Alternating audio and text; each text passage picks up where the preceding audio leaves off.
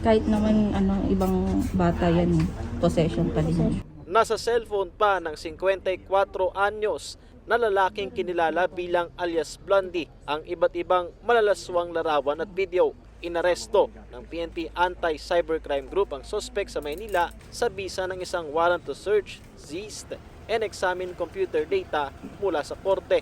Sabi ng PNP ACG, isa sa mga nagreklamo sa kanila ay 15 anyos na menor de edad at nagsabing pinilit siya ni alias Blondie na makipagtalik kapalit ng pera.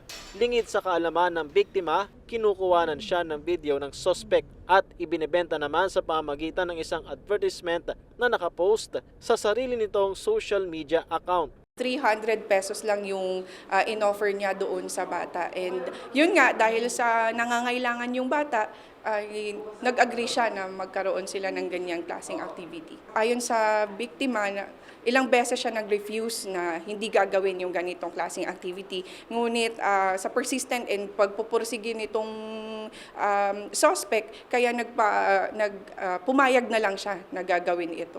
And yun nga, lingid sa kaalaman ng mga biktima, nire-record niya pala itong mga videos and later on, binebenta niya online. 1,000 hanggang 3,000 pesos ibinebenta ni alias Blondie ang mga umano'y bagets video. Kung minsan sa mga dayuhang parokyano. Sa investigasyon ng PNP ACG, matagal nang ginagawa ng suspect ang krimen. Meron din mga sites na binebentahan niya. And doon din marami din yung bumibili na kadalasan nasa labas pa ng bansa and meron din naman na dito din sa Pilipinas. Sa nakita natin sa investigasyon matagal na kasi yung edad ng bata ngayon is 15 and 17. So ayon sa biktima, na isagawa niya ito, 14 pa lang siya. Yung isa naman ay 15 years old. So kung makikita natin sa investigasyon, malamang mga 1 year or 2 years na ginagawa ng suspect ito. May posibilidad na marami pang nabiktima ang suspect, kaya't patuloy ang online investigation at cyber patrolling ng PNP ACG. Kalapit barangay lang din nila, oo. Parang pinag-aaralan niya din kung sino yung pwede niyang mabibiktima. Kasi ayon nakita ko din sa mga address nila, magkalapit lang din sila.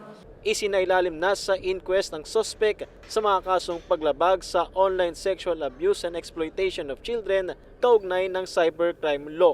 Tumanggi siyang magbigay ng pahayag sa media. Nagbabala rin ang PNP ACG na posibleng managot maging ang mga bumibili ng mga ganitong larawan at video na may 6 hanggang 12 taong pagkakakulong. Patrick De Jesus para sa Pambansang TV sa Bagong Pilipinas.